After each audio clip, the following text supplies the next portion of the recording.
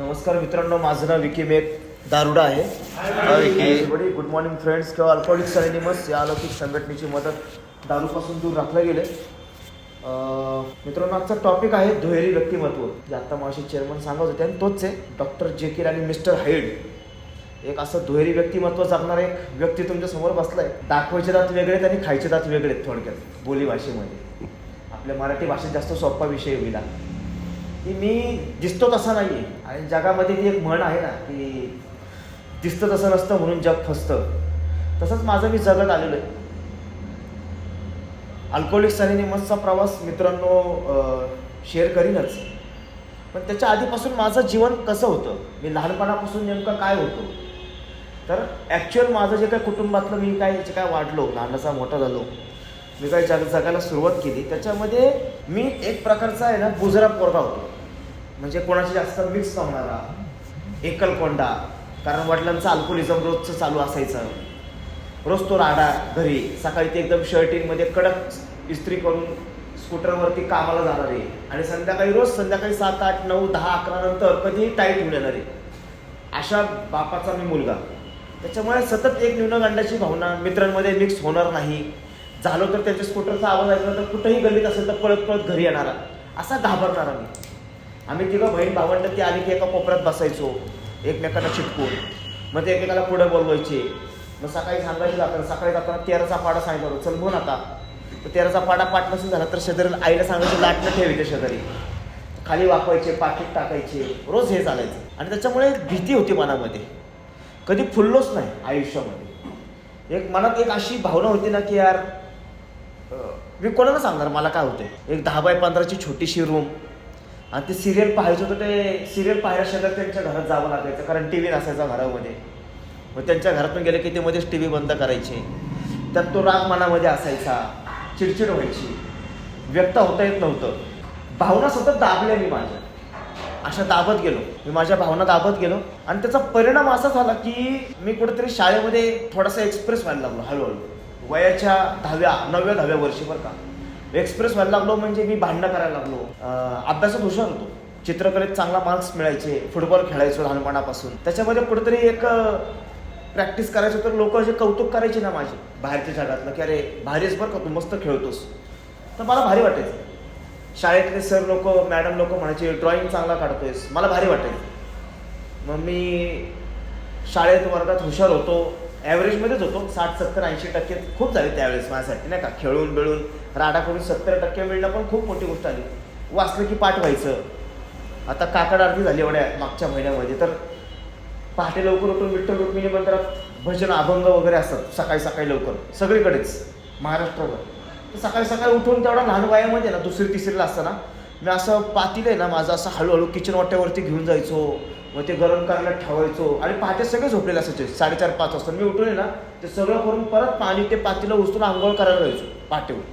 आणि मी विठ्ठल रुक्मिणी मंदिरात टाळ कुटायला जायचो, अभंग म्हणायचो, भजनं म्हणायचो, त्यांच्यात सहभागी व्हायचो. मस्त वाटायचं.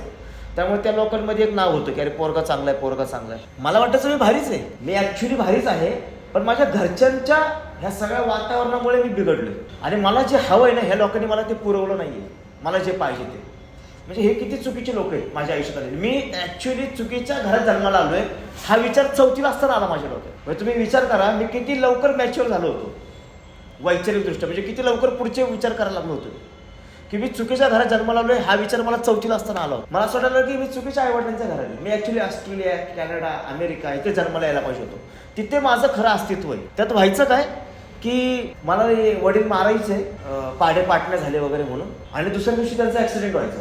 असं 3-4 वेळा झालं. तर आई त्यांना सांगायला लागली तुम्ही ह्याला मारला ना की तुमचा ॲक्सिडेंट होतो बरं का, तुम्ही ह्याला मारणं पहिलं बंद करा. मला वाटायला लागलं माझ्यात काहीतरी सुपर पॉवर आहे, मी कोणीतरी वेगळं आहे. अशा एका झोनमध्ये जायला लागलो मी लहानपणीच. आय एम समवन, परमेश्वरांनी खूप वेळ घेऊन मला निर्माण केलेलं. आणि माझ्यात काहीतरी अशी पॉवर दिली जी इतरांमध्ये, सर्वसामान्य माणसांमध्ये नाहीये, जी माझ्यात आहे. आणि ती पॉवर जी आहे ना ती फक्त मला माहिती. परिणाम असा झाला की वय वाढत चाललं, अभ्यासात ॲव्हरेज होतो आणि एकदम डाऊनफॉलला गेलो. डायरेक्ट 5वीमध्ये डायरेक्ट कमी मार्क्स मिळाले आणि वर्गात शेवटी आलो.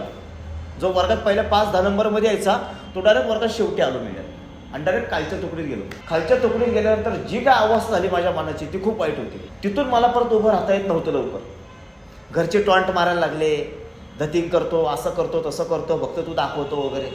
पुन्हा ईर्षेला पेटलो, पुन्हा मार्क्स मिळवले, पुन्हा वर्गामध्ये 4था नंबर काढला आणि पुन्हा परच्या तुकडीत गेलो 7वीमध्ये. मग 7वीमध्ये खूप मेहनत घेऊन हे प्रवास का सांगतोय, कारण हे व्यक्तिमत्व जे घडले ना, ह्याच्या मागे मुळाशी लहानपणी माझं दारू नाही आहे तिथं कुठंच, दारूने कुठेही स्पर्श केलेला नाही आहे, हे तसाच घडलो मी. आणि हा व्यक्तिमत्व घडत असताना एका बाजूला एक माझी छबी होती बाहेर, मस्त पोरग आहे, भारी पोरग आहे, फुटबॉल टीमच्या क्लबमध्ये नाव, शाळेमध्ये नाव, समाजामध्ये नाव आणि घरामध्ये पण बऱ्यापैकी नाव व्हायला लागलं होतं नातेवाईकांमध्ये. पोरग हुशारीवर का अभ्यास करतो, पोरग हुशारीवर का विठ्ठल रुक्मिणी मंदिरात लवकर पाठी उठून काकड आरतीला जातो बरं का, पोरगले भारी. पोराच्या मनात काय चाललंय हे पोराशिवाय आणि देवाशिवाय कोणालाच माहीत नव्हतं. मग हळूहळू काही गोष्टींचा शोध लागत गेला, जसं जसं वय वाढत जातं तसं त्या गोष्टी असतात सेक्शुअल लाईफमध्ये, त्या गोष्टींचा शोध लागत गेला. पॉर्न व्हिडिओ असतील, मास्टरबेशन असेल, ह्या गोष्टींचा शोध लागत गेला 7वी 8वीला. कोणाच्या ना कोणाच्या तरी माध्यमातून गुरु भेटत जातो आपल्या वयाचा, किंवा 1-2 वर्षांनी पोरगा असलेला मोठा असलेला तो शिकवत जातो. मग ॲट्रॅक्शन व्हायला लागलं, तिथंही काळजी घ्यायला लागलो की मला कोणाबद्दल ॲट्रॅक्शन आहे, मला कोणाबद्दल मी हा विचार करतोय, इमॅजिनेशनमध्ये मास्टरबेशन करतोय, हे कोणाला कळू नये ह्याची पण मी काळजी घ्यायला लागलो. मी खूप काळजी घेणारा माणूस आहे. माझी चूक आणि मी किती वाईट आहे ना हे इतरांना कळू नये ह्याची मी खूप काळजी घेतो. हे माझं खरं मिस्टर हाईड आहे, तो जो मी इतरांना सतत लपवत आलो. मी कोण आहे ना खरा हे मी कधीच कोणाला दाखवून नाही दिलं. एक जगासमोर एक चांगली इमेज आणि ॲक्च्युअल दरवाजा बंद केल्यानंतर माझ्या मनातला मी खूप वेगळा आहे, जे मी कोणाला दाखवून नाही दिलं. ॲक्च्युअलमध्ये मी खरा कोण आहे. आणि माझा प्रवास सुरू झाला, द्वंद्व युद्ध म्हणतात ना ज्याला, द्वंद्व युद्ध, ते सुरू झालं आता. आणि मग खरा माझा प्रवास सुरू होत असताना मला समाजातली, घरातली, जगातली माझी जी चांगली इमेज होती ती मला जपायची होती, पण माझ्या मनात चाललेले वाईट विचार मला ते लपवायचे पण होते. आणि आता मी 2 दगडांवरती पाय ठेवून प्रवास सुरू केला माझ्या आयुष्यात. आता हे जगणं खूप अवघड आहे. एका म्यानात 2 तलवारी राहत नाही, तसं 2 दगडांवरती पाय ठेवून माणूस जगू शकत नाही. एकतर तू वाईट वाग पूर्ण आणि वाईट राहा, आता एकदम चांगला वाग आणि चांगला राहा. तू चांगलापणे आणि वाईटपणे तर तुलाच खूप अवघड जातं ते व्यक्तिमत्व हँडल करणं. हे मला माहीत नव्हतं. 10वी पास आउट झालो, 4-5 मित्रांमध्ये चांगले मार्क्स मिळवून पास आउट झालो. त्यांना क्लासेस होते, मला क्लास नव्हते. आणि मला असं वाटायला लागलं की अरे बॉस, क्लास न करता, क्लास जॉईन न करता मी जर का एवढे मार्क्स मिळवू शकतो माझ्या 14-5 जणांच्या ग्रुपमध्ये तर मी किती भारी असेल. माझ्या डोक्यातला हिडन अजेंडा हा होता की ह्यांना उरून पुरणार मी आमच्या पंचक्रोशीत तरी, आमच्या वाडीत तरी. आणि तसंच झालं, त्यांना उरून पुरलो मी. अभ्यास मेहनत घेतली, रात्री 2 वाजता 3 वाजता पहाटे उठून अभ्यास करायचो आणि चांगले मार्क्स मिळवले. मी फर्स्ट क्लासमध्ये पास झालो 10वी. आणि त्यांना 47%, 52%, 59% मिळाले. त्यांचा फर्स्ट क्लास मिस झाला आणि मला फर्स्ट क्लास मिळाला. मी लोकांसमोर दाखवताना असं दाखवत होतो की नाही नाही ते केले, मी कष्ट केले. ते लोक कौतुक करत होते ना, तर मी आपलं फक्त हा हा असं असं करत होतो, पण मला आत्यातल्या गुदगुल्या होत होत्या. दाखवलं का नाही करून मी दाखवत नव्हतो कोणाला माझ्या मनात काय चाललंय, पण मी आपलं हा हो हो असं असं करत होतं, फक्त कौतुक करत असताना. मस्त रे मस्त रे, हो हो. माझ्या डोक्यात एकच होतं, भाई त्या तिघांच्या पुढं आपण मार्क्स मिळवले म्हणजे आपण ह्यांच्यापेक्षा भारीच आहे, आपण टॉपचीच माणसं आहे, आपल्याला काय साधं काम आहे काय. आणि मित्रांनो 10वीचा प्रवास संपला माझा. 11वीला गेलो. 11वीला कॉलेजला एंट्री केल्या माझ्या आयुष्यात दारूचा ग्लास हातात आला. थोड्याच दिवसांमध्ये, जास्त वेळ नाही लागला. तो ग्लास हातात आल्यानंतर माझं जे लपलेलं व्यक्तिमत्व होतं ना त्याला बाहेर काढायचं काम दारूने केलं. डॉक्टर जेकिल आणि मिस्टर हाईड ह्याचा उल्लेख आहे, याला उपाय आहे या प्रकरणामध्ये. आणि तिथून सुरू होतो प्रवास माझा दुहेरी व्यक्तिमत्वाचा. बिग बुकमध्ये स्पष्ट उल्लेख याचा, इनडायरेक्टली का होईना. आणि त्याच्यानंतर हे कसे घडते ह्या प्रकरणात सुद्धा त्याचा उल्लेख सापडतो की माझ्यासारखा नटसम्राट एका बाजूला विनयशील, नम्र, कृतज्ञ, शांत वाटेल, पण दुसऱ्या बाजूला तोच अहंकारी, स्वार्थी आणि अप्रामाणिक पण दिसेल. तो कळणार नाही तुम्हाला. अरे आत्ता तरी हे पोरगं चांगलं होतं ना, सगळ्या जबाबदाऱ्या व्यवस्थित पार पाडत होता, हे का म्हणजे असं येड्यागत वागायला लागले. घरच्यांना कळत नव्हतं हे का असं येड्यागत वागायला लागले. जबाबदाऱ्या घेत नाही, कर्तव्य पार पाडत नाही, आमच्यापासून लांब जातोय, मंदिरात जाणं बंद केले, खेळायला जाणं बंद केलं, हे काय करायला लागलं असा.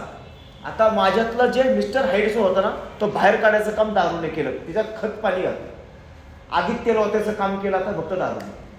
आणि आता मी खरा एक्सप्रेस व्हायला लागलो. माझ्यातला खरा राग, माझ्यातली खरी भावना आता मी व्यक्त करायला लागलो. इतके दिवस काय केलं माहितीये का, मी दाबली ती भावना. दारूने काय केलं, खत पाणी घातलं, आता भडका उडला. आता मी कोणाला ऐकायला तयार नाही.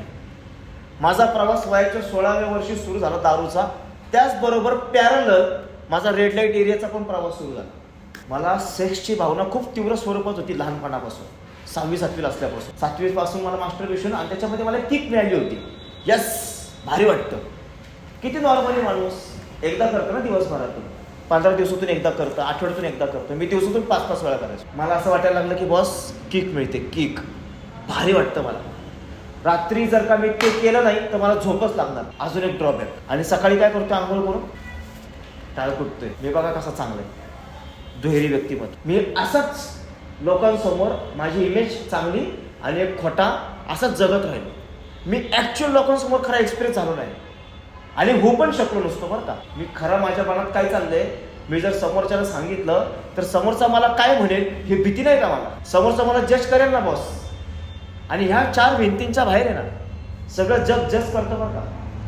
4 भिंतींच्या बाहेर सगळे जज करतात. ही फेलोशिप अशी इथं जज नाही केलं जात. इथं ऐकून घेतलं जातं आणि सांगितलं जातं, मित्र आम्ही पण तुझ्यासारखेच होतो, काळजी नको करू, उलट तुझ्याशी बेकार होतो. हे ऐकलं ना, माझ्याशी बेकार माणूस भेटला, मला भारी वाटतं. मग चायला आपल्यापेक्षा कोणतरी बेकार आहे या जगात.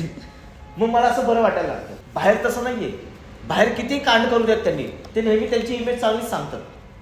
तो किती वाईट आहे हे सांगत नाही. आणि मी पण तेच केलं. आणि नेमका तो प्रवास सुरू झाल्यानंतर, दारूने माझ्यातला भडका उडवायला लागल्यानंतर 16व्या वर्षी सुरू झालेला रेड लाईट एरियातला प्रवास वयाच्या 20व्या वर्षी थांबला डायरेक्ट. तिथून परत बाहेर निघताना आलो. दारू, नशा, रेड लाईट एरिया, ते सेक्स ऑब्सेशन, ती चिडचिड, ती अस्वस्थता आणि त्याचबरोबर तारेवरची कसरत. काय माहिती का, हे जे मी चुकीचं कृत्य करतोय हे जगाला कळून देण्याची काळजी घेणं. 1930 साली हे पुस्तक लिहिलं गेलं डॉक्टर जेकिल आणि मिस्टर हाईडवरती. हे प्रकाशित झालं. त्यावेळेस त्याचा उल्लेख बिल डब्ल्यूने केला. बिल डब्ल्यू खूप चांगले लेखक आहेत ॲक्च्युली. त्यामुळे त्यांनी तो बरोबर ते हेरलं की साला हे असंच आहे दारुड्याचं कॅरेक्टर. तो जगाला एक वेगळा दिसतो, एक जबाबदार व्यक्तिमत्व दिसतो, घरामध्ये पैसे देणारा व्यक्ती दिसतो, घरातल्या जबाबदाऱ्या पार पाडणारा व्यक्ती दिसतो. पण दारू पिल्यानंतर तो का खतरनाक होतो हाच प्रश्न पडला आजपर्यंत आम्हाला.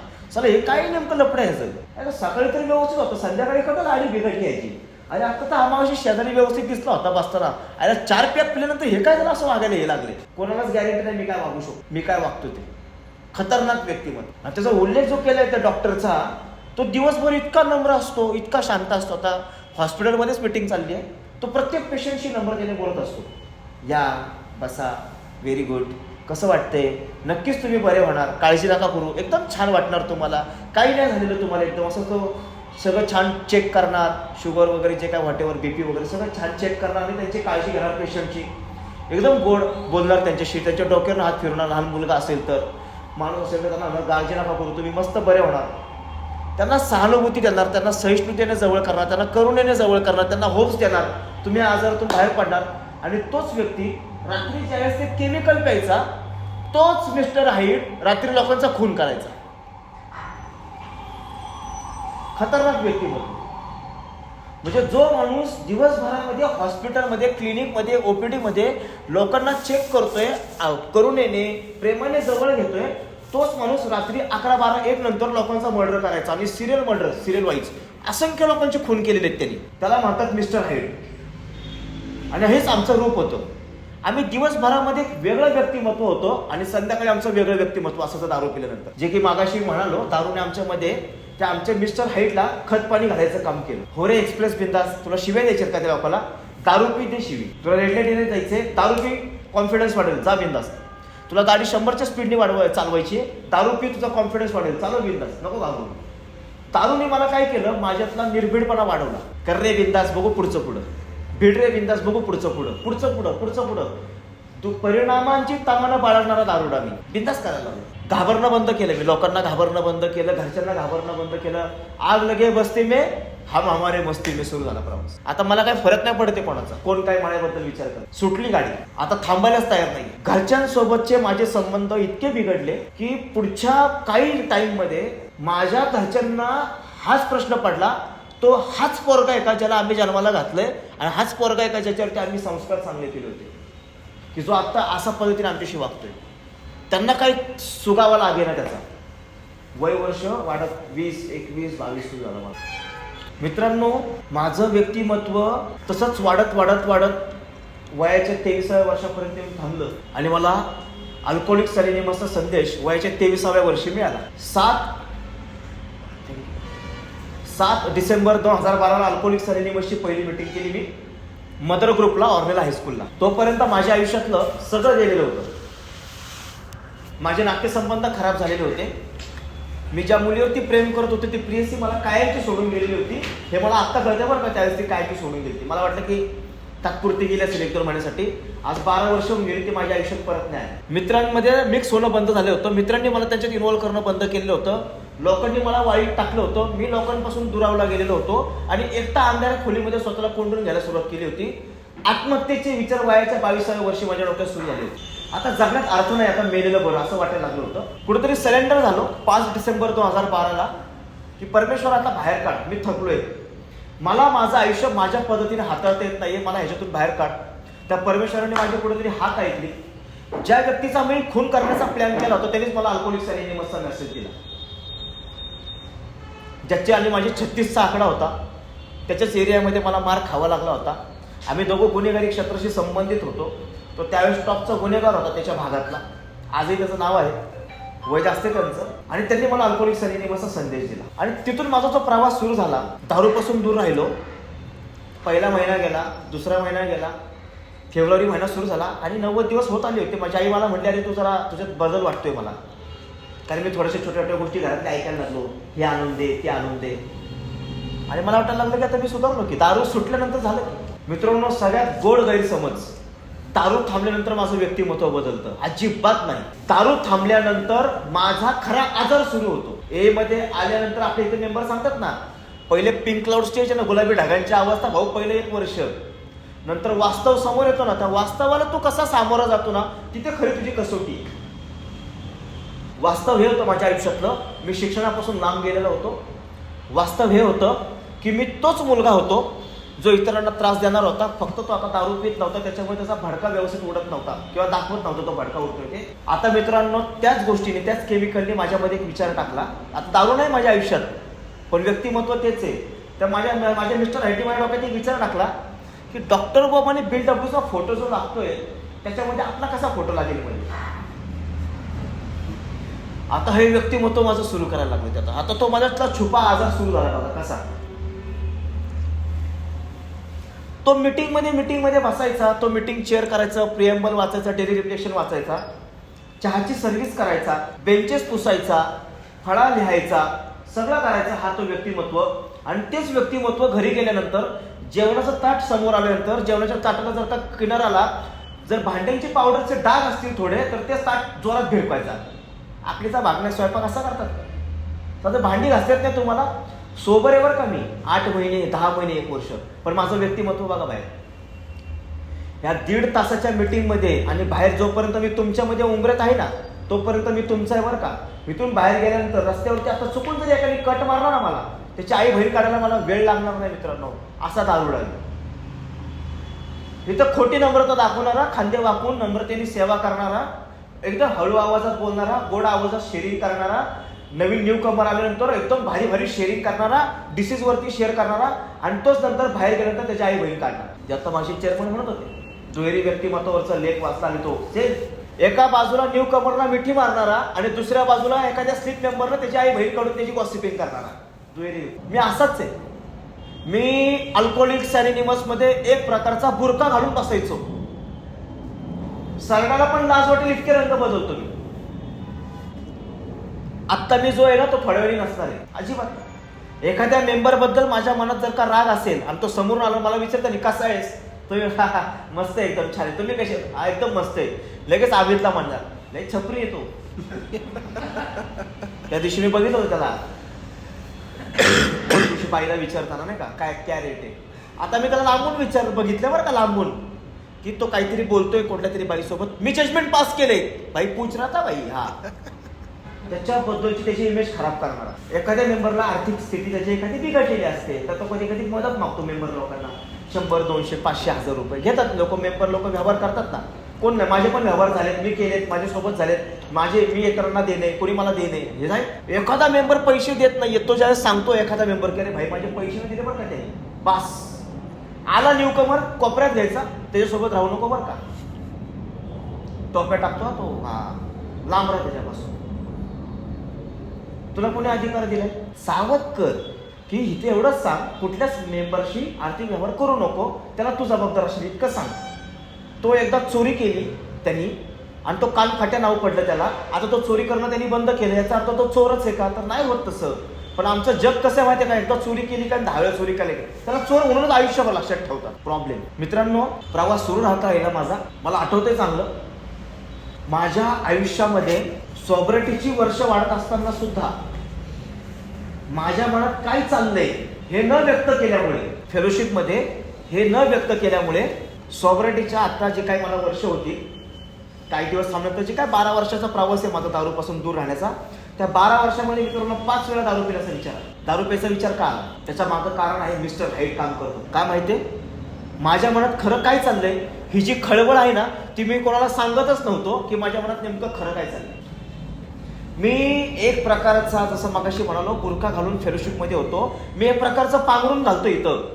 मी इथल्या फेलोशिपच्या मेंबर समोर माझी प्रतिष्ठा जाणार नाही, माझी इज्जत जपण्याचा लय प्रयत्न करतो आणि म्हणून चांगलं चांगलं शेअरिंग करतो मी. आज कसं आहे तुझं?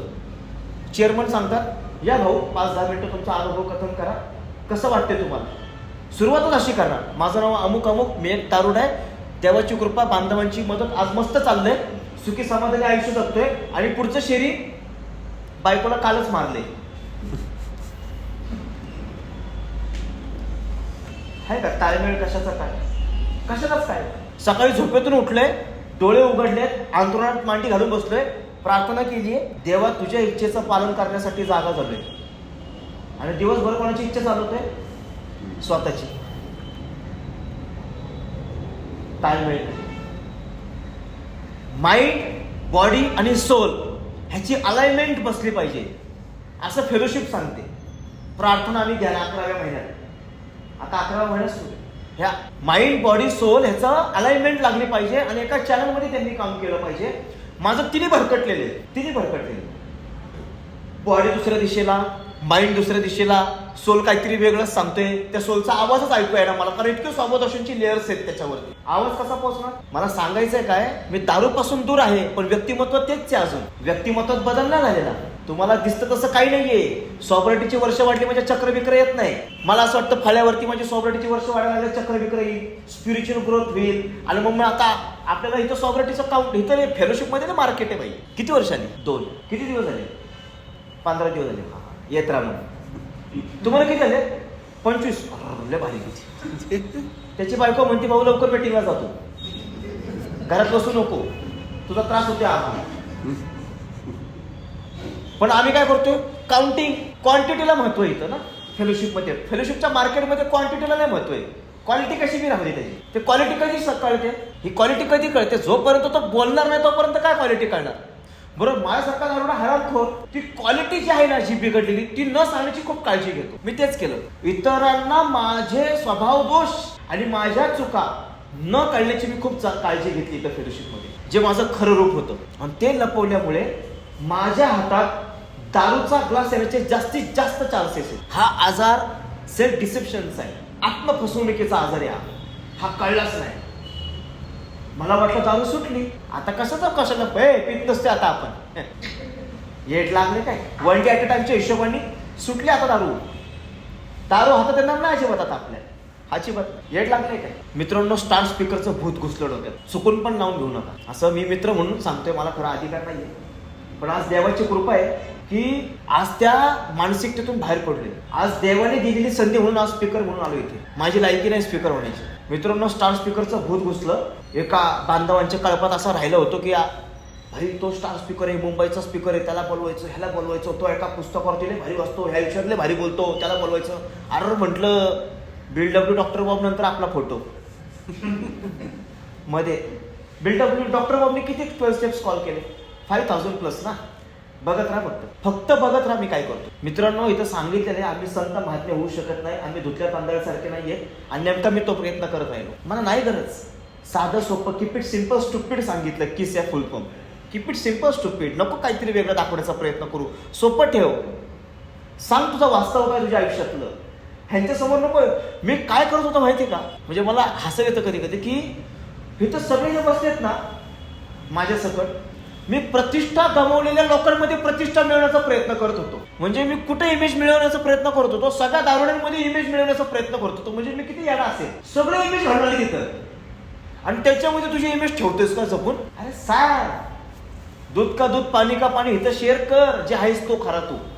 मित्रांनो, काळजी लपवण्याचा मिस्टर हाईड. डॉक्टर जेकील सारखा मी ऑपरेशन करत होतो इथे. नम्रता, कृतज्ञता, शांतता, कमी हळू आवाज. इथं एकदम हळू आवाजात बोलायचो, शांत बोलायचं. घरी गेल्यानंतर आकलीचा भाग नाही, भांगार तुम्ही, रस्त्यावरती जाणाऱ्या लोकांना शिव्या, डोक्यात राग, मनामध्ये खुन्नस, एक प्रकारची भीती.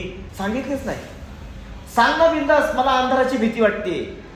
सांग ना बिंदास, मला सापाची भीती वाटते, मला उंचीची भीती वाटते, मला मृत्यूची भीती वाटते, मला स्लिपची भीती वाटते, मला बांधव काय म्हणतील याची भीती वाटते, मला शेअरिंगची भीती वाटते, मला दारूची भीती वाटते. सांग की. मी सांगायलाच तयार नाही कोणाला. मला कशाची भीती वाटते, मला नोकरीला जायची भीती वाटते, त्या लोकांना सामोरं जायला भीती वाटते, मला बँकेत जायला भीती वाटते, मला चेकवर साईन करायला भीती वाटते. सॉब्रेटीत सांग लोकांना. नाही नाही, ह्यांना कसं सांगू, हे मला काय म्हणतील. दुहेरी व्यक्ती म्हणतो. पुन्हा सतत इतरांसमोर चांगली इमेज जपण्याचा प्रयत्न करणारा मी वेडा माणूस होतो. कळलंच नाही, मी माझीच आत्मफसवणूक करून घेतोय, मी स्वतःलाच फसवतोय. दारूपासून दूर होतो. आणि मित्रांनो, सॉब्रेटीमध्ये जे नाही गोष्टी करायला पाहिजेत, फेलोशिपमध्ये जे मला सांगितलेलं आहे की मित्रा, मद्यमुक्ततेच्या प्रवासामध्ये तुझ्यासाठी 3 मोठे अडथळे, त्याची काळजी घे बरं का फक्त, असं मला आधी सांगितलं होतं पहिल्या वर्षात. आणि मी ऐकलं नाही त्याच्याकडे. पैसा, प्रतिष्ठा आणि प्रणय, सेक्स, मनी, पॉवर, ह्याच्यापासून सावध राहा. मित्रांनो, जसा सोबर झालो तसा मी लगेच पैशाच्या मागे पळायला. 14 महिन्यानंतर नोकरी मिळाली मला. सोबर झाल्यानंतर 2014 मध्ये नोकरी मिळाल्यानंतर मला वाटायला लागलं की आता फर्स्ट प्रायोरिटी, आता सॉब्रेटीच्या ऐवजी आपण प्राधान्य, आता 1-2 तास जर का ओव्हर टाईम केलं तर 5-50 रुपये एक्स्ट्रा मिळतील आपल्याला. काम केलं पाहिजे ना, एवढे मोठे खड्डे खोदून ठेवले. नाही, मी सांगितलं नाही. बांधव सावध करत होते. भाऊ मिटिंगला ये बरं का वेळेत, मिटिंगला ये बरं का वेळेत. तुला काय जाते, तुझ्या घरी ताटे भाऊ आयतं, आमचं काय फाटलंय सगळं. राग मिटिंग पासून ना. सेक्सची भावना उद्रेक केला. 2.5 वर्ष ए मध्ये आल्यानंतर मास्टर विशन बंद केलं होतं. मला संत व्हायचं होतं ना. डॉक्टर बॉबी डब्ल्यूच्या मधला फोटो का लागणार नव्हता असं करून. स्फोट झाला. एक मुलगी होती कलिग कामाला. डोक्यात एक विचार यायला, हिला वापरून सोडून देऊयात का. सांगतो कुठं फेलोशिपमध्ये कोणाला, माझ्या डोक्यात हा विचार आलाय. ऍक्शन करतो, लफडं करतो, मग घुसतं आणि मग फाटली की सांगतो. आता काय करू सांगा. करायच्या आधी का सांगितलं, करू का नको. आमचा प्रॉब्लेम येतो. आम्ही करतो, वाट लागते आणि मग सांगतो अरे केलं होतं ना, चूक झाली माझ्याकडून. कार्यक्रम प्रिकॉशन घ्यायला शिकवतो. काळजी घ्या आधी स्वतःची. काळजी करत नको. आता करायला लाज नाही वाटली, आता सांगायला पण लाजू नको. आता सांग काय केलं. मग मी शेअरिंग करायला लागलो. माझं असं झालं आणि मग मी एक अकाउंट चालू केलं. म्हणजे कोणी मागून एक ऑल टायमर बोलला, कसलं अकाउंट, बँकेचं. मीटिंग मध्ये शेअरिंग चालू असतं. नाही ते बाईचं. मग सांगा की बाईचं लपडं केलं. करताना लाज नाही ना वाटली, मग बोलताना का लाज वाटते. बाहेर पडायचंय ना तुम्हाला. म्हटलं हा, मग बोला इथे. मी तो कसं बोलू, माझं काय, कशाचं काय. ज्यांनी इज्जत घालली त्यांच्यात तू इज्जत वाढवायला आलाय का. सांग काय फाटलं, काय चुकलं, काय इच्छा झाली. हे काय मला म्हणतील, याच्या नजरेत मी पडेल ना. इतकं माझ्या सॉब्रेटीचे एवढे वर्षानंतर अशी घाल. अरे सांग इथे काय, तू काय नाव कामवायला आलायस का काय फेलोशिप मध्ये. नाव घालून आलायस तू इथं नाव नको कमवण्याच्या नादी लागू. नाव कमवण्याच्या नात्यामध्ये मित्रांनो वाट लागते आयुष्याची. ॲज ऍक्च्युअल आता माझ्या मनात जी भावना आहे मागच्या 2-3 दिवसामध्ये, वर्षातली नाही 2-3 दिवसामध्ये जी भावना आहे तीच सांग. बर्निंग डिझायरचा अर्थ काय असतो. 2 वर्षापूर्वी काय घडलं होतं ते सांगायचं असतं का. अरे काल काय आग लागली होती बुडाखाली ते सांग. कुठल्या भावनेने रात्री तुझी झोपमोड केली सांग. खुन्नसची भावना होती का, भीतीची भावना होती का, लैंगिक भावना होती का, बायकोने नकार दिला का, थंड प्रतिसाद दिला का, भावना उचंबळून आल्यानंतर तुला मनात काय विचार आला. सेक्स करताना कव्हर द फेस फक द बेस केलंस का तू. म्हणजे समोर तुझ्यावरती प्रेम करणारी तुझी बायको असताना इमॅजिनेशन मध्ये दुसरी बाई आणली होती का.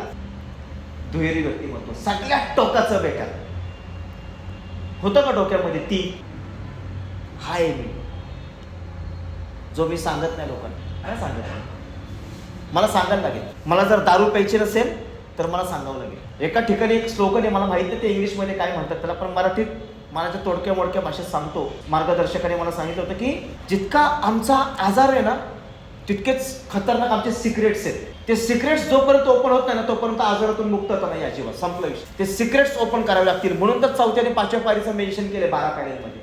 वेळ नाही येत ते. चुकांची कबुली, अहंकाराचं खच्चीकरण, गर्वाचं परिहरण, चुकांची कबुली आणि नुकसान भरपाई. 4च पर्याय आहेत. दुसरा पर्यायच नाही याच्यातून बाहेर पडायला. ह्या आजारातून नुसती मिटिंग करून बाहेर पडत नाही आजारातून. मला म्हटलं सांगायला लागेल म्हटलं स्टोरी आयुष्याची, कुठे कुठे काय काय केले. अरे कसं सांगू, काळजी नको करू म्हटलं, इथं कोण जज नाही करणार तुला, शेअर कर. कसं शेअर करू, लोक काय म्हणतील, विचार नको करूस.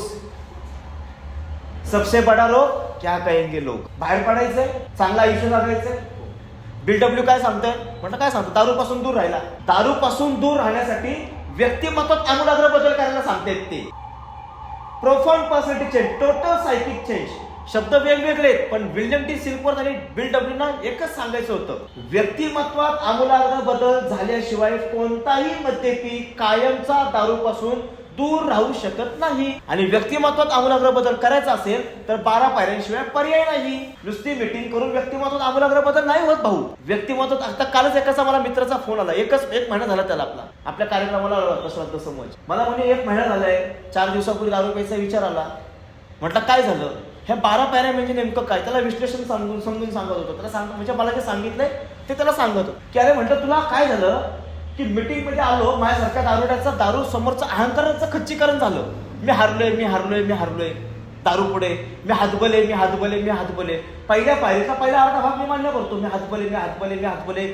माझं जीवन थोडंसं अस्तव्यस्त आहे, पण त्यात आज ना उद्या स्टेबल होईल नोकरी लागल्यावर. दारुड्याच्या अहंकारामध्ये पुनर्जन्म घेण्याची एक अचाट शक्ती अतिशय सूक्ष्मपणे, अतिशय आंधळेपणाने आणि अतिशय जोरदारपणे हा अहंकार पुनर्जन्म घेतो आणि तो सांगतो की बस तू अलग चीज आहे, तुला आता फेलोशिपची गरज नाहीये.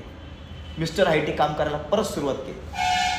माझा मिस्टर हायटी मला मध्येच हर्षद मेहता पण व्हायला सांगतो, तू हर्षद मेहता आहे, अभी शेअर मार्केट का बादशाह तू ही कर एंट्री बिंदास. 35,000 लागा, 35 का 70, 70 का 41, 41 का 82, खतम. डबल ही होने वाला है. काय ना डबल बिबलो, ती माझी सगळी फॅन्टसी आहे. वास्तवापासून पलायनवाद. What is alcoholism? Escapism from reality. वास्तवापासून पलायनवाद करणारा आजार आहे हा. वास्तव कळून देत नाही, समजतच नाही. आणि तसंच झालं, वास्तवापासून भरकटत गेलो, कार्यक्रमापासून भरकटत गेलो. जो कार्यक्रम समजून घ्यायचा होता तो समजून घेतला नाही. मार्गदर्शक ठेवला होता, घेतला नव्हता. नावासाठी ठेवला होता, शेअरिंग मध्ये सांगायला मार्गदर्शक हा आहे ना असं सांगायचं. रंजन भाई आले की तो उडायचे, मिठी मारली की त्यांची ती घट्ट मिठी. अरे कितना स्पॉन्सिस है, अरे रंजन भाई तर स्पॉन्सर का बात नहीं, इधर स्पॉन्सर. क्या पागल है, 3 साल हो गए अभी सोबर रह के तेरे को, स्पॉन्सर चाहिए. हा लेता आम्ही घेतला स्पॉन्सर. शेअरिंग मध्ये सांगायला माझ्याकडे एक स्पॉन्सर आहे ठेवलेला, घेतलेला नाही, ठेवला आहे फक्त. सांगायचं फक्त लोकांना, वापर कधी करायचा त्याचा, इच्छा झाल्यावर. भाई फटी है, क्या करूं, क्या हो गया, नहीं 15 मिनट चाहिए था आपका. क्यों, मैं थोड़ा सा प्रॉब्लम हो गया था. बोलो ना. मग सांगायचा प्रॉब्लेम, असं झालं, तसं झालं. हाँ ओके. तेरे को स्टेप वर्क पे आना पड़ेगा.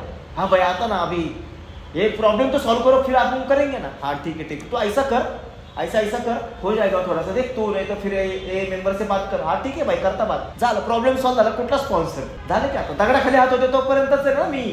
दगडाखालून हात गेल्यावर मला कशाला तुझी गरज आहे. स्वार्थी व्यक्तिमत्व, स्वार्थ आणि स्वयंकेंद्रितता हेच तर आपल्या संकटांचा मूळ आहे. प्रचंड स्वार्थी व्यक्तिमत्व. दारूपासून दूर राहिलं म्हणजे काय व्यक्तिमत्व बदलतं होय? है शक्यच नाही. स्पॉन्सर म्हणतो, अरे मग त्या कार्यक्रमात सांगितलंय ना. हा कार्यक्रमात सांगितलंय, जगतोय कुठं कार्यक्रम? नोईंग आहे का लिव्हिंग आहे तुझ्या बाबतीत? म्हटलं भाई नोईंग आहे. म्हटलं कार्यक्रम माहीत करून घ्यायचा का जगायचा आहे? म्हटलं जगायचं आहे. आणि तू काय केलंय? माहिती करून घेतलाय. काय करू, हे 4 पुस्तकं पाठ करू, काय करू? आणि मग मी स्पॉन्सर काय घेतला माहितीये का? मला कोणाचं तरी स्पॉन्सर व्हायचं होतं म्हणून. मग आपल्याला नको आता सांगितलं ना रंजन भाईने, स्पॉन्सर आहे ना आपले कॉपी. झालं, स्पॉन्सर घेतला, स्टेप वर्क सुरू केलं. त्याच्यासोबत खटका उडला, म्हणजे त्याचा माझा काय पटेना व्यवस्थित. चांगलं चाललं होतं पण पटेना, म्हणजे त्याचा ताळमेळ लागे ना, कळती. त्याच्या नावाची गॉसिपिंग. ब्लू फिल्म देखताय और 12 पायरी पे बोलताय, पागल आहे काय येडा? ऐसा थोडी होत आहे. हे असताना स्पॉन्सर पाहिजे. आपल्याला स्पॉन्सर कसा पाहिजे? एकदम परफेक्ट, निर्व्यसनी, शांत बसताना. 4 चौघांमध्ये जर का त्याचं नाव काढलं तर अरे बा काय माणूस आहे यार, व्यक्तिमत्व. बघा मित्रांनो, चुकीच्या ठिकाणी चांगल्या लोकांची अपेक्षा करतोय मी. अल्कोहोलिक सर्व्हिसमध्ये चांगल्या लोकांची अपेक्षा करून कसं चालेल मला? मानसिकता, भरकटलेला आत्मा, विचारांची सैरणी नाही, बैठक नाही, काहीच नाही. आणि तोच परिणाम झाला स्पॉन्सर घेतला, कशासाठी घेतला? माझे स्पॉन्सर असावेत म्हणून. कार्यक्रम कशासाठी घ्यायचा असतो? माझ्या व्यक्तिमत्वात आमूलाग्र बदल व्हावं. जो मी नाहीये तो दाखवण्याचा सतत प्रयत्न केला आणि जो मी खरा आहे तो सतत लपवण्याचा प्रयत्न केला. हेच दुहेरी व्यक्तिमत्व आहे माझं. नुकसान करून घेतलं स्वतःच्या आयुष्यात. थांबलं पाहिजे. माझा प्रॉब्लेम आहे दुहेरी ना मित्रांनो, तिहेरी पण लाज वाटेल एवढं खतरनाक व्यक्तिमत्व आहे माझं. माझ्या मनात एक असतं, मला बोलायचं एक असतं आणि मी बोलतो वेगळं. काहीच कळत नाही, कशाला ताळमेळ नाही, भरकटलेला. आणि त्याला जर का जागेवर आणायचं असेल, ह्या दुहेरी व्यक्तिमत्वातून जर का मला बाहेर पडत असेल, तर स्वार्थाच्या बंधनातून मुक्त होण्याची इच्छा असली पाहिजे. स्वार्थाच्या बंधनातून मुक्त व्हावं लागेल. आणि स्वार्थाच्या बंधनातून मुक्त व्हायचं असेल, सेल्फ फील्ड रन रिवॉर्डने माझा आयुष्याचा धुमाकूळ घातलेला आहे, स्वेच्छेचा घातलेला धुमाकूळ. ह्यातून जर तुला बाहेर पडायचं असेल, मला कार्यक्रम माझ्या मार्गदर्शकाने सांगितला, स्वतःच परमेश्वर असल्याप्रमाणे पहिलं सोडून द्यावं लागेल. माझा प्रॉब्लेम काय माहिती आहे का? माझ्यात परमेश्वर आहे पण मी परमेश्वर नाही हेच कळत नाही मला. मी स्वतःलाच परमेश्वर समजायला लागतो, माझं आयुष्य चालवायला लागतं. I can manage everything, I can do it, I know everything. जर तुला सगळं माहिती आहे, तू सगळं करू शकतो ना, कर. मग नाही करू शकत. माझी अस्ताव्यस्तता ही भावनिक स्वरूपातली आहे, दृश्य स्वरूपातली नाहीये. मी आज माझ्याकडे नोकरी नाहीये किंवा माझी नोकरी गेली, माझ्यावरती आज कर्ज आहे आणि आता मी कर्ज फेडतोय. आज माझं आयुष्य, माझ्या आई वडिलांचं आयुष्य माझ्यामुळे खराब झाले आणि त्याचं चांगलं, हे दृश्य स्वरूपातलं नुकसान दिसतंय मला फक्त. ते खरं नुकसान नाहीये माझं, ती अस्ताव्यस्तता नाहीये माझ्या आयुष्याची. माझी खरी अस्ताव्यस्तता आहे भावनिक. मला माझ्या भावना हाताळता येत नाही, हे माझा प्रॉब्लेम आहे खरा. आणि मी लोकांना सांगत असतो की मला माझ्या भावना हाताळता येत नाही. मला जर का भीती वाटते आत्ता एखाद्या गोष्टीची, ते मी का सांगत नाही? मी का लोकांना सांगतोय मी धैर्यवान माणूस आहे, मी बिनधास्त माणूस आहे? अजिबात. मार्गदर्शकाने जाणीव करून दिली मला पुस्तकातून की जो माणूस म्हणतो ना की मला भीतीच वाटत नाही, तो स्वतःलाच फसवते. ह्या जगातला एकही माणूस असा नाही ज्याला भीती नाहीये. सगळ्यांना भीती, प्रत्येकाला भीती. आणि मित्रांनो, वाट लागली. एक 7-8-10 मिनिटं घेईल मी अजून, नंतर थांबेल मी. मित्रांनो, हा प्रवास सुरू असताना लॉकडाऊन झाला. लॉकडाऊन नंतर दारूपासून दूर होतोच, व्यवसायामध्ये पडलो.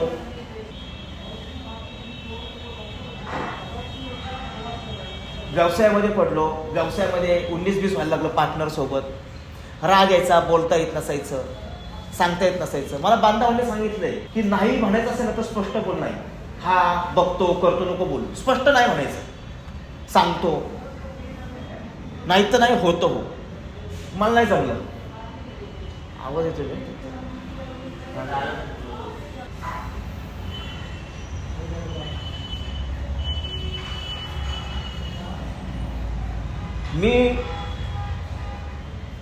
मी सांगितलंच नाही. मला पार्टनर सोबत खटकते, वडिलांचं खटकते, मी सांगितलंच नाही. मी व्यवसायातून पळ काढला. पैसे माझ्या वर्षाभरचे काय जमा झाले आणि मी निघून गेलो. सगळ्यांच्या नजरेमध्ये मी असं होतो माझ्या कुटुंबामध्ये की तू पैसे घेऊन न सांगता असं जे गेलास व्यवसायातून बाहेर पडला, हे चुकीचं. आणि मी फेलोशिपमध्ये मित्रांना हे सांगत होतो की मी जे केलं ते कसं बरोबर आहे. मला माझी नेमकी खरी चूक नाही कळली मित्रांनो, आणि माझी चूक नाही कळत. म्हणून मगाशी मी बोललो ना, हा आजार आत्मफसवणुकीचा आहे आणि हा आजार अजून एक आत्मसमर्थनाचा आहे. मला सतत समर्थन करायला होतं. हा आजार तू केलेली चूक कशी बरोबर आहे ना हे सिद्ध करण्यासाठी मी मागे लागतो लोकांनी. मी तुला शिव्या दिल्या पण त्या का दिल्या ना हे लोक ठासून सांगतो. तू मला असं बोलला, तू मला अशी बोलली म्हणून मी शिव्या दिली. मित्रांनो, सोबरायटीमध्ये माझं लग्न झालं. आता माझ्या लग्नाला आता जवळजवळ 5.5 वर्ष होत आले. आणि ह्या 5.5 वर्षामध्ये 5 वेळा मिसकॅरेज झालं. आणि माझ्या डोक्यामध्ये ना बायकोबद्दल एका बाजूला मी प्रेम लोकांसमोर दाखवायचो, इकडे घेऊचा तिकडे घेऊचा, पण दुसऱ्या बाजूला डोक्यात हा विचार असायचा, काय माझ्या नशिबाला आले राव, हे काय पनवती राव, असलं कुठं असतं का? एवढे पैसे खर्च आले, ट्रीटमेंट घेतली, काय घेतलं, काहीच उपयोग होत नाहीये. भंगार, छपरी, मनातल्या भावना सांगतोय कोणाला? सांगितलं. बायकोबद्दलची खुन्नस वाढायला लागली, बायकोबद्दलचा राग वाढायला लागला. मेंबरबद्दलची खुन्नस वाढली तर मला फेलोशिप पासून लांब घेऊन जाते. लिटरेचर वाचणाऱ्या मेंबरबद्दलची खुन्नस वाढली की लिटरेचर बुक वाचणाऱ्या मेंबरच्या नावाने मी शिव्या घालत बसतो. बायकोबद्दलची खुन्नस वाढली, दुसऱ्या बाईकडे घेऊन जाते. झालं. बायकोबद्दलची खुन्नस वाढायला लागली. सोबरायटीमध्ये, अनैतिक संबंधांमध्ये, एक्स्ट्रा मॅरिटल अफेअर्समध्ये अडकलो. आणि शेअरिंग, आध्यात्मिक 12 पायऱ्या, नम्रता, श्रद्धा, कृतज्ञता, एकदम शांत. 22 स्पॉन्सीज, सगळ्यांना कार्यक्रम सांगतोय. आणि इथं काय करतोय, नाही भाऊ आपला आणि स्पष्ट आपला असं आहे राहायचं. हा नाही भाई प्रॉब्लेम नाही, तुम्ही सांगा आम्हाला. स्पॉन्सरकडे गेलो. स्पॉन्सर म्हटलं नका करू. म्हटलं अरे सांगा म्हटलं सगळ्यांना, नाही जमणार म्हणून स्टेपवर तुमच्यासोबत करायला. का विचारल्यावर काय नाही म्हणायचं, मला नाही जमणार म्हणायचं, माझं आता पहिली पायरी परत चालू झाली, तुमच्यासोबत नाही होता. सांगा म्हटलं सगळ्यांना फोन करून, फोन सगळ्यांना 22 स्पॉन्सेसला फोन मेसेज, नाही जमणार नाही जमणार. ठीक आहे म्हणते, काय प्रॉब्लेम आहे, ठीक आहे म्हणते काय प्रॉब्लेम. इगो डिफ्लेक्शनचा कार्यक्रम आहे ना, अहंकाराचा खच्चीकरण, त्रास व्हायला लागला. एकाच दगडावरती दोन दगडांवरती पाय ठेवून नाही चालत, तसंच झालं. एका बाजूला अध्यात्मावरती बोलतोय, दुसऱ्या बाजूला नैतिक अधःपतन करतोय, नाही होणार, सोडावं लागलं, पुन्हा स्टेपवर वरती यावं लागलं. माझा स्पॉन्सर आता थोडासा बिझी असतो, त्याच्याकडे खूप थोडासा लोड असतो, बाहेरगावी असतो तो, म्हणून आता पुण्यातला त्यांनीच मला सपोर्ट सजेस्ट केलं की आता याच्यासोबत तू बोलत जा. आज माझा स्पॉन्सर 2 वर्ष सोबत आहे आणि मला आता पुढच्या 10 दिवसानंतर 12 वर्ष होती, म्हणजे हा फरक आहे. तो कार्यक्रमावरती आणि मी कार्यक्रमावर नाही. तो प्रोग्राम प्रॅक्टिस करतो आणि मी डिसीज प्रॅक्टिस करतो. मी जर डिसीज प्रॅक्टिस करत असेल तर मला प्रोग्राम प्रॅक्टिस करणाऱ्या माणसाच्या सहवासात राहावं लागेल, त्याला आपण स्टिक टू द विनर म्हणतो. मी जर माझ्यासारखाच माणूस जर इथं फेलोशिपमध्ये शोधला तर माझ्या आयुष्याची अजून वाट लागणार, अधोगतीच होणार. आणि मी नेमकं तेच करतो फेलोशिपमध्ये येऊन.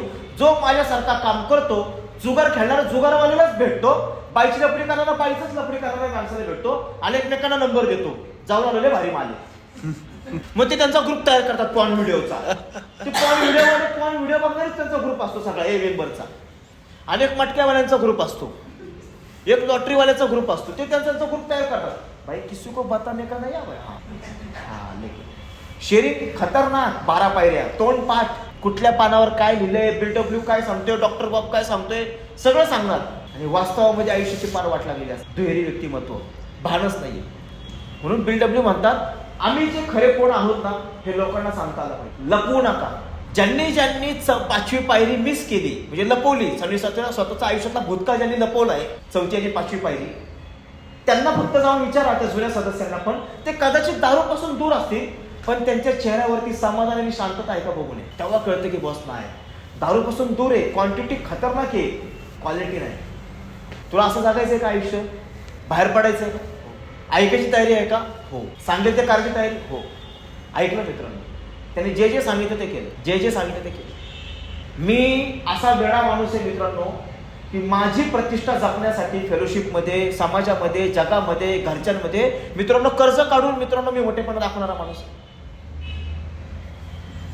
माझा जो मित्र आहे, माझ्या मित्र परिवार आहे, चांगले कमवतात, 50,000, 60,000, 1 लाख, 1.5 लाख, 2 लाख त्यांचे सॅलरीज आहे, इन्कम तसा आहे त्यांचा. आणि माझा जो पगार आहे, माझा जो इन्कम आहे 12-13 हजार रुपये महिना. आजचा करंट सिच्युएशन सांग, ही करंट सिच्युएशन. तो जर का माझा मित्र आत्ता टॉमी हिलफिगरचा शर्ट घेत असेल 7-8 हजाराचा, एलेन सोलीचा जर तो शर्ट घेत असेल आत्ता, तो त्याचा भाग आहे, तो त्याचा ब्रँड आहे, ती त्याचा स्टेटस आहे. मी कम्पेअर करून नाही सांगणार. माझा प्रॉब्लेम काय, मी कर्ज काढतो आणि एलेन सोलीला तर टॉमी हिलफिगरचा शर्ट घेतो. प्रॉब्लेम आहे माझा स्टेटस जपण्याचा प्रयत्न करतो. मला गरज नाहीये. मला डीमार्ट मधला 200 रुपयाचा शर्ट पण छान दिसतो आणि माझी 30 लायकी आता मी तेच घातलं पाहिजे. माझी गरज आहे अंग झाकणं, अन्न, वस्त्र, निवारा, ह्या माझ्या मूलभूत गरजा आहेत. जो अल्कोहोलिक अवस्था परमेश्वर पूर्ण करतो. मला माझी लायकी कळली पाहिजे. अवकातीच्या बाहेर जायचा प्रयत्न केला, तुमची माझा परीघ जर का मी क्रॉस केला, फटका बसणार 100%. माझी लायकी आज सिगरेट ओढायची नाहीये, मला कळलेलं आहे. 2 वर्षापूर्वीच कळलं मला. मी नाही ओढत आज, 2 वर्ष कालच पूर्ण मी नाही ओढत. 0 रुपये केला खर्च, माझ्यावरती 1 रुपये खर्च करायची आज माझी लायकी नाही. एवढे खड्डे खंदून ठेवलेत बाहेर मागे. ते बुजवता नाकी नाही होईल. आईश करू नको. स्पॉन्सर म्हणतो स्वतःचे लाड करणं पहिलं बंद कर. नाही करायचे लाड, अजिबात नाही लाड करायचे, अजिबात नाही. मला जो महिन्याला 11,700 रुपये माझा इन्कम आहे मित्रांनो, पहिला खर्च मला स्पॉन्सरने सांगितलं होतं सगळं लिहून काढ.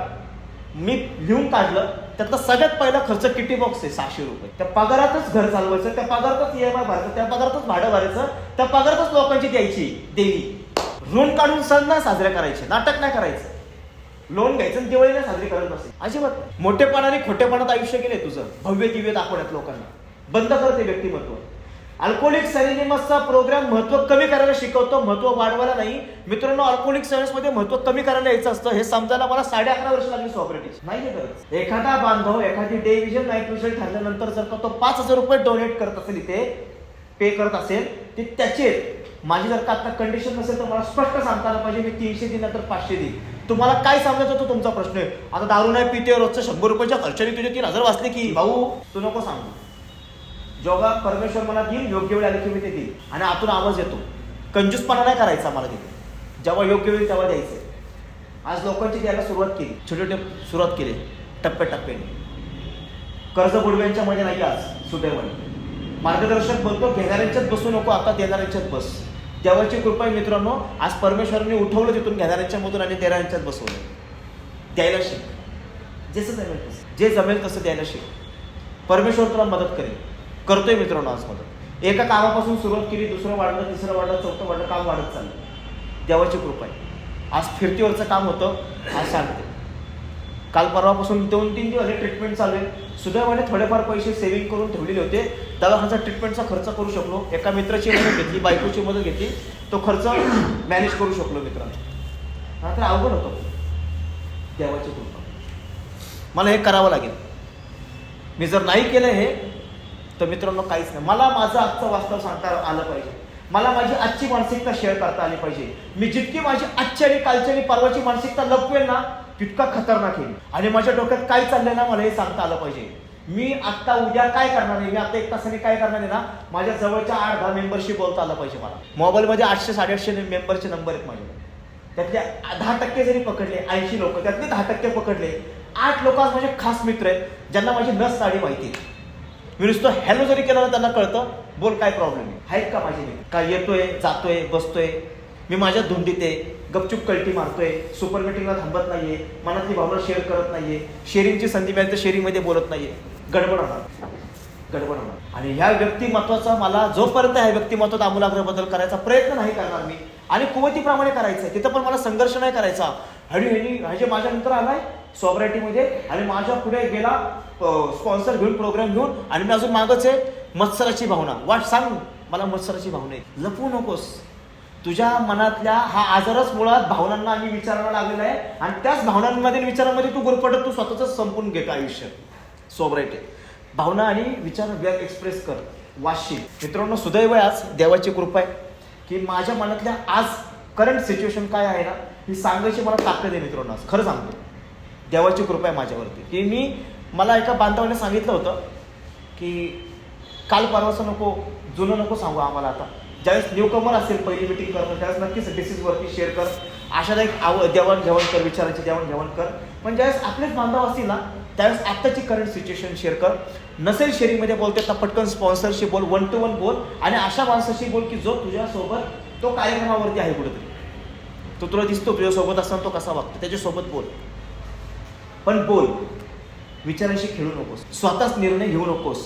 आता निर्णयामध्ये कोणातरी सहभागी कर. कारण काय, मी रोगट विचारांचा माणूस आहे. त्याच्यामुळे काय झालंय माहितीये का, 1 मिनिटं घेतो आणि थांबतो. झालंय काय, चांगला मेंदू होता, त्याच्यात मी काय केलं, सडलेल्या फळांची दारू पीत राहिलो. सडलेल्या फळांची दारू पीत मेंदू सडला. मेंदू सडल्यामुळे सडलेले विचार यायला लागले. सडलेल्या विचारांमुळे सडलेली कृती व्हायला लागली, आणि सडलेल्या कृतीमुळे सडलेले परिणाम व्हायला लागले. आणि त्याची इतकी सवय लागली, इतक्या वर्षांची. जितकी वर्ष दारू पिलोय, तुम्ही विचार करा, मी इतकी वर्ष दारू पिलोय, ते मेंदूला काय सवय लागलेली आहे, असंच चॅनलाइज व्हायचंय, चुकीचाच विचार करायचा. त्याला सरळ करण्यासाठी मला मेहनत करावी लागते.